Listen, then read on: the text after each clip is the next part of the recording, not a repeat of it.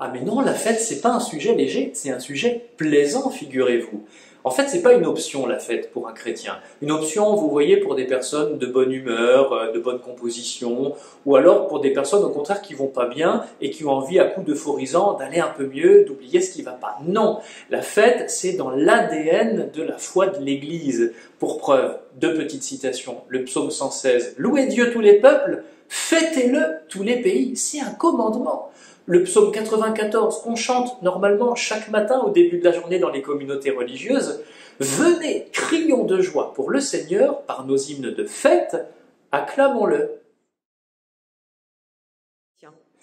Grave, je ne sais pas, mais en tout cas c'est fâcheux. C'est fâcheux parce que c'est l'immense décalage entre ce qu'on lit dans la Bible, ce qu'on célèbre dans nos liturgies, dans nos églises, nos assemblées, et ce qu'on met en pratique dans notre vie quotidienne. Alors la plupart du temps, quand on nous reproche cet écart, c'est pour nous faire la morale, en fait. Oui, vous les chrétiens, vous êtes un peu des pères la morale, mais vous dites et ne faites pas. D'ailleurs, c'est le reproche que Jésus faisait aussi aux pharisiens.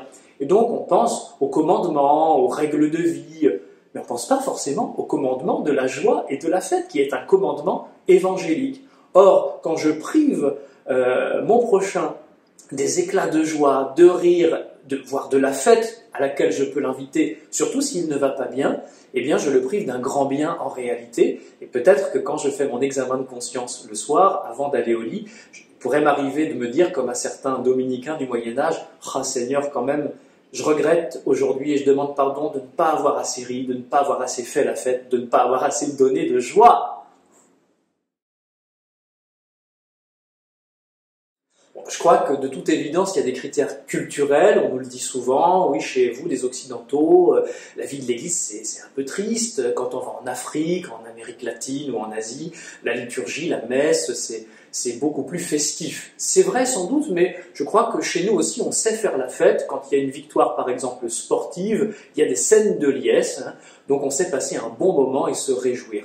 Je crois que les verrous sont à un autre niveau. Il y a sans doute des verrous religieux, théologiques, des croyances qui ne sont pas forcément la foi en Jésus, telles que les apôtres nous l'ont transmise, des idées un peu sombres que charrie une certaine conception du christianisme. Et puis il y a aussi des verrous psychologiques, parce que chacune de nous a son histoire avec ses blessures. Donc j'ai voulu écrire ce livre aussi pour aider à déverrouiller, et déverrouiller en allant chercher dans la Bible, chez les pères de l'Église, chez les grands docteurs comme saint Thomas d'Aquin ou d'autres, chez les mystiques, les saints, et puis tout simplement chez les personnes de bon sens. Et j'en connais, Dieu merci, beaucoup autour de moi, y compris dans ma communauté, qui m'aident à retrouver cette festivité chrétienne.